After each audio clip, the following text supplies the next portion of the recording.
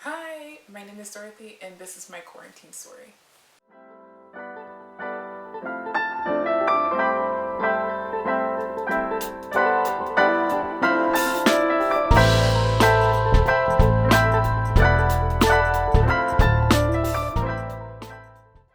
So, jumping right into it, me and my family moved here to Central Florida from South Florida last year in the fall, right after the passing of my great grandmother. She was 101, the sweetest old lady, and after her passing, we sold our home the next day, and it was so much going on at that time, and we were like, okay. And then on top of that, we didn't have anywhere to stay. We were staying in a hotel in Boca for 47 days, and I remember that because I was counting. It was a long time, and there was so much trauma happening, so much grieving. It was hectic for me and for my family.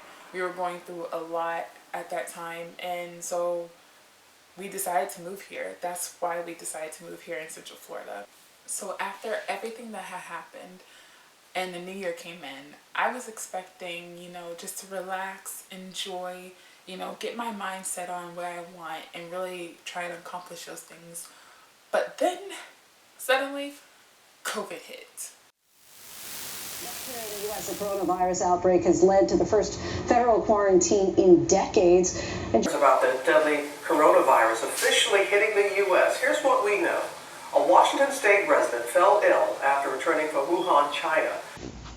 Hundreds dead, thousands infected across multiple continents, millions quarantined with whole cities in lockdown. But how did the coronavirus spread so quickly? Yeah, so that happened. Quarantine, lockdown, schools are shut down, grocery stores are still kind of open. There's no toilet paper anywhere. This sudden transition into pandemic lifestyle, because that's what it became, it was going to be tough. But as everything closed down, I was like, you know what? This is my time to relax. I can do 14 days. I can stay quarantined. I like that life. I can do that. That we can do.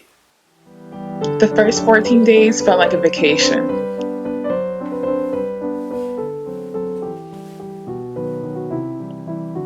Day 44, I was okay. Not great, but okay.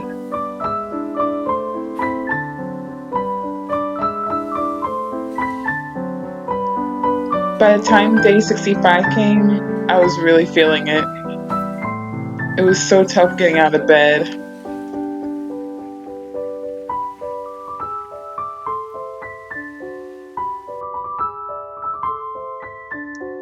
Day 80 in quarantine was the worst. I felt it emotionally, physically. It was a lot going on.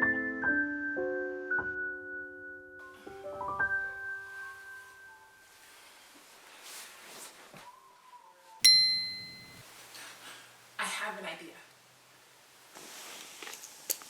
So I grabbed my pen and pad from the side of my bed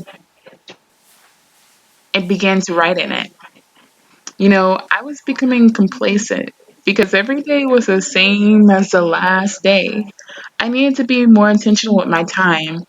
I didn't want to waste the days I've been given by passively living it?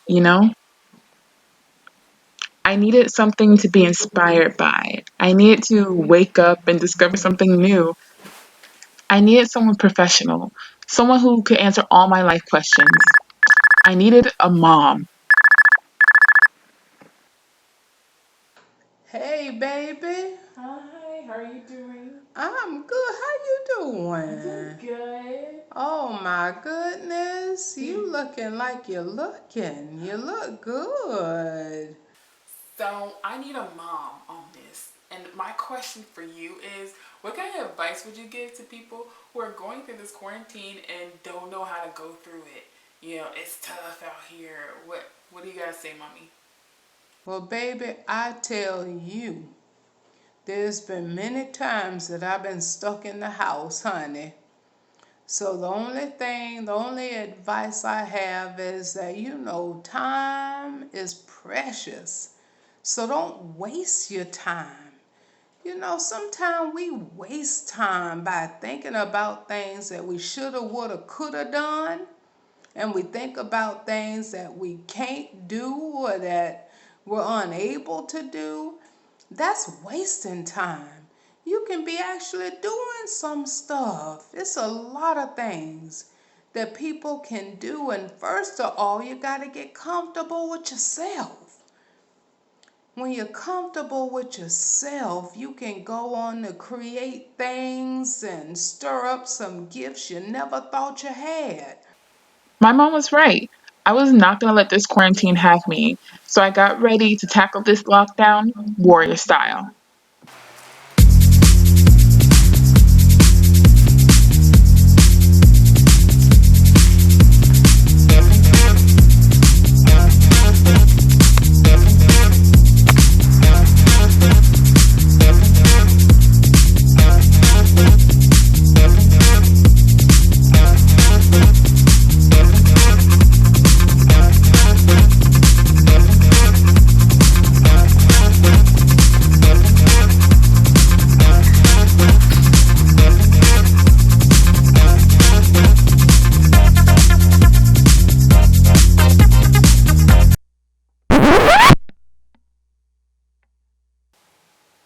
What? A girl's gotta make some plans first. I started planning out a bunch of things I wanted to do by starting with trying a new recipe.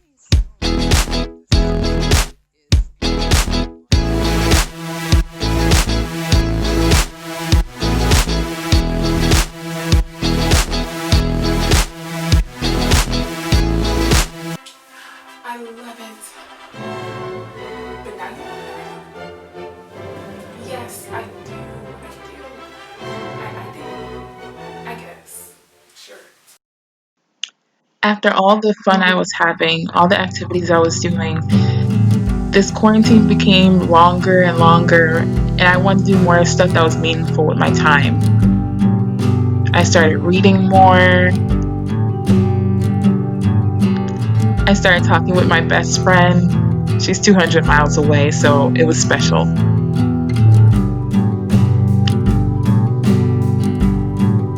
I started writing in my journal and even writing a letter to send off in the mail.